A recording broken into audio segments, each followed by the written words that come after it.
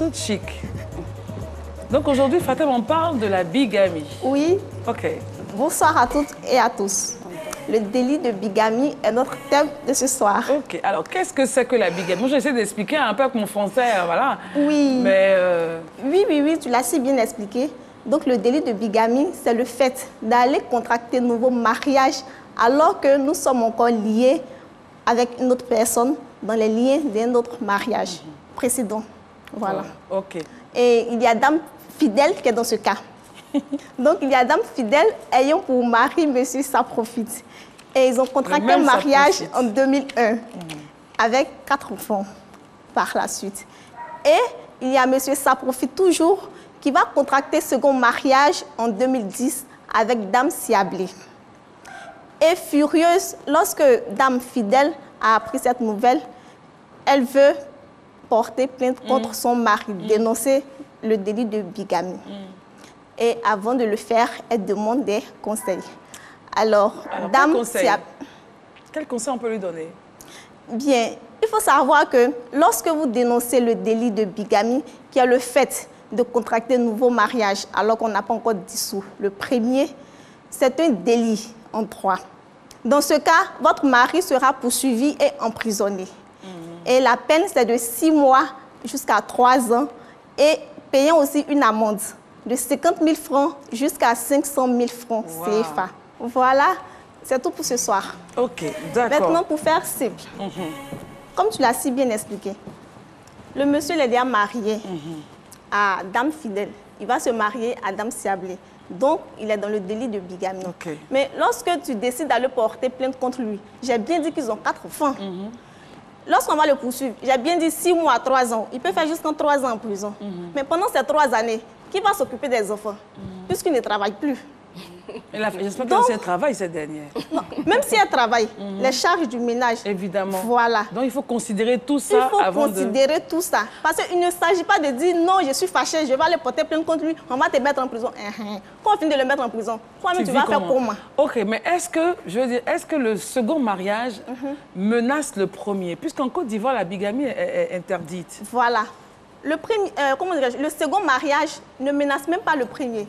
Parce que le second mariage, il est nul. Et non il est nul de plein droit. Ça n'a même pas d'effet. Il n'existe même pas.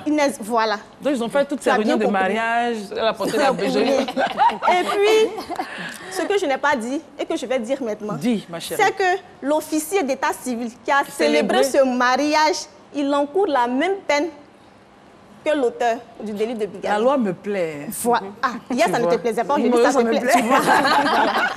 Donc, mais ça, c'est intéressant, voilà. C'est bon de mentionner. Mais en même temps, est-ce que c'est la faute de l'officier d'état civil? Il peut ne pas savoir, par exemple, ou il est censé savoir. Mais tu sais, avant de se marier, on demande un extrait de naissance. Souvent, on peut te demander un extrait de naissance qui n'a pas encore fait peut-être 1 mois.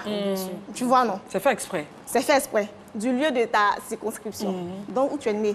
Donc, on fait l'extrait de naissance, on met dessus mention mariée. On a écrit sur ton extrait de naissance que tu es marié. Le maire lui-même l'a bien vu marié. Et ici, il fait quand même la célébration. Il fait quand même. Lui aussi, on va le poursuivre. Ok. Tu vois, non, lui aussi, on va le poursuivre.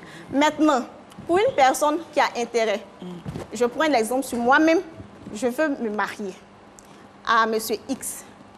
Pour savoir si M. X n'est pas déjà engagé, j'ai écrit une lettre au maire de l'endroit où il est né. Donc, s'il est né à Boaké, j'ai écrit une lettre pour demander est-ce que M. X n'est pas marié.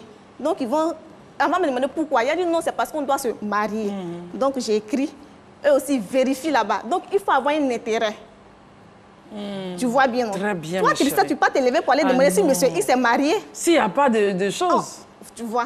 Mais bon, je pense qu'on va en parler après. Maintenant, il y en a qui sont nés, par exemple, à Tumodi et qui se marient, je ne sais pas où. À Korogu à Zonye. Comment on fait? Même s'il est marié à Singapour. Peu importe l'endroit où il est marié, puisque normalement, il y a des connexions quand même. Il y a des connexions. On aura toujours la vérité et mettre la main sur l'indélicat.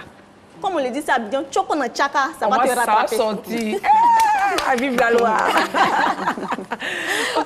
C'est intéressant dans ce qu'ils ont prévu. Donc, on ne peut pas... Mais tu as entendu des étudiants d'histoire? Est-ce que tu as entendu qu'un homme s'est marié ici puis il s'est marié là-bas? Oui, ça se passe. Ça se passe beaucoup même. Bon, aujourd'hui, tu as eu les réponses. Hein? Donc, tu vas le dire au quartier. Les filles, venez, voilà ce qu'on dit. Ok, très